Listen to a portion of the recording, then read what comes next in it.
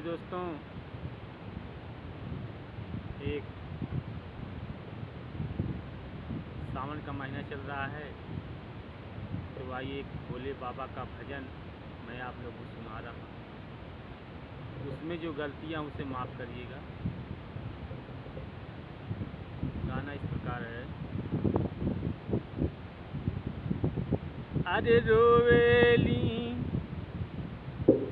अरे रोवेली गौरा नई हरमा बल में। अरे रोवेली गौरा नई हरमा बल में बहू रहवा मिलल बाहो। रोवेली गौरा नई हरमा बल में बहू रहवा मिलल बाहो। बलम बहू रहवा सजन बहू रहवा। बलम बहू रहवा सजन बहू रहवा। अरे रोवेली गौरा नई हरमा बल में बहू रहवा मिलल बाहो। रोवेली गौरा नई हरमा बल में बहू रहवा मिलल बाहो। अरे भोला कहले मोरे महल अटारी। महल अटारी मोरे महल अटारी।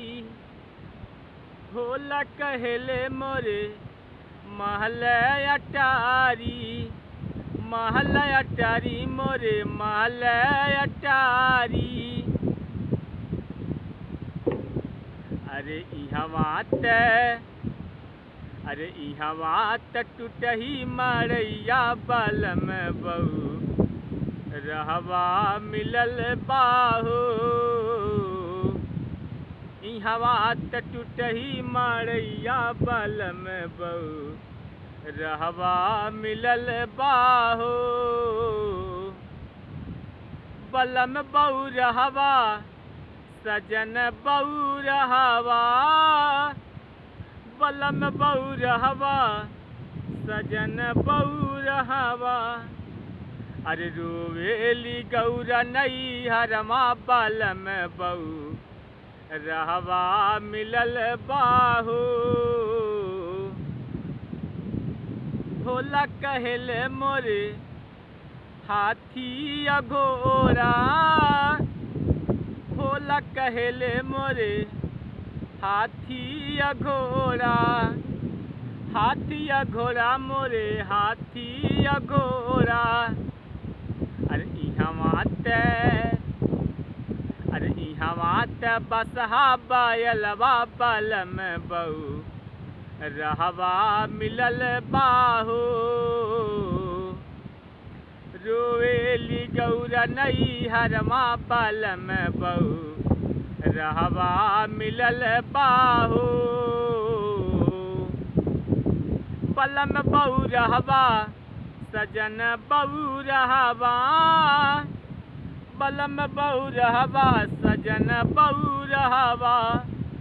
अरे रोवेली गौरा नई हरमा बल में बहू रहवा मिलल बाहो।